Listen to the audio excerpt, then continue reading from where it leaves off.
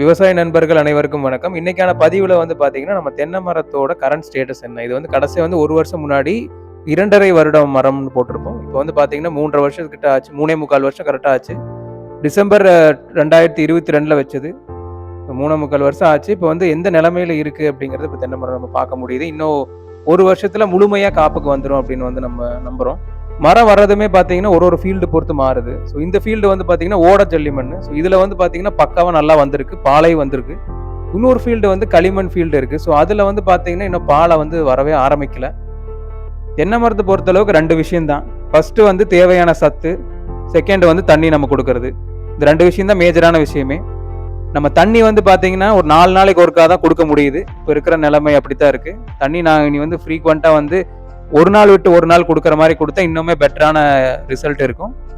உரம் பார்த்தீங்கன்னா, 6 மாதத்திற்கு ஒரு முறை இந்த காம்பினேஷன நம்ம குடுப்போம். இது வந்து ஒரு மரத்திற்கான விகிதத்துல நான் சொல்றேன்.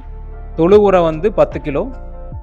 ஆட்டாம்புழுக்க லாஸ்ட் டைம் 10 கிலோ குடுத்தோம். இந்த தடவ அதுக்கு பதிலா ரீப்ளேஸ்மென்ட்டா வந்து கம்போஸ்ட், பயோ சூப்பர் அதாவது சுகர் மில்ல இருந்து எடுத்தது அதான் 10 கிலோ. ராக் பாஸ்பேட் வந்து 1/2 கிலோ. எண்ணெய் எடுக்காத வேப்ப முன்னாக்கு வந்து 1/2 கிலோ.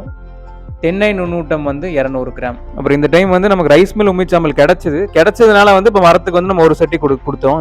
இது வந்து 6 மாதத்துக்கு ஒரு முறை நம்ம கொடுத்துட்டு இருப்போம். இது போக அடிஷ்னலா லாஸ்ட் வீடியோவில் நீங்கள் பார்த்தீங்கன்னா நான் வந்து ஃபர்டிலைசேஷன் செட்டப் நம்ம தோட்டத்தில் இருக்கிறது காமிச்சிருப்பேன். ஸோ அதில் வந்து நம்ம வந்து சைக்கிளிக்காக அப்பப்போ டைம் இருக்கும்போது பஞ்சகாவியம், மீனமிலம், பயோசைம், பயாலஜிக்கல் பூஸ்ட் இந்த மாதிரி லிக்விடாக கொடுக்குற உரமை வந்து நம்ம சைக்கிளிக்காக கொடுத்துட்டு தான் இருப்போம். ஸோ அந்த வீடியோ இன்னும் செக் பண்ணலைன்னா நீங்கள் செக் பண்ணி பாருங்கள். இப்போ நம்ம தென்னை மரத்தில் பார்த்தீங்கன்னா ஒரு பாலையிலையுமே அந்த குரம்பை வந்து விழுகிற பிரச்சனை இருக்குது.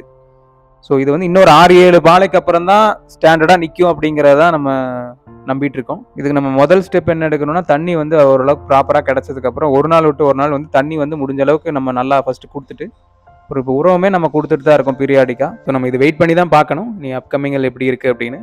ஸோ வந்து நீ அடுத்த வீடியோவில் நம்ம களிமண் காட்டில் இருக்க தென்னை மரத்தில் நாங்கள் வைக்கும்போது ஒரு சில தப்பு பண்ணியிருந்தோம். ஸோ நீங்கள் வந்து தென்னை மரம் களிமண் காட்டில் வைக்கிறீங்க அப்படின்னா நீங்கள் அந்த தப்பு பண்ணக்கூடாது. ஸோ அது என்னென்ன தப்பு அப்படிங்கிறத நான் வந்து அடுத்த வீடியோவில் சொல்கிறேன். மேலும் விவசாய கண்டென்ட்டுக்கு நம்ம சேனலை வந்து சப்ஸ்கிரைப் பண்ணுங்கள். கமெண்ட்லேயுமே வந்து வேறு ஏதாவது உங்களுக்கு டாப்பிக்கில் வேறு ஏதாவது கண்டென்ட் வேணும் அப்படின்னா கமெண்ட்லேயுமே சொல்லுங்கள். அடுத்த வாரம் இன்னொரு பதிவில் சந்திப்போம். அனைத்து விவசாய நண்பர்களுக்கும் நன்றி.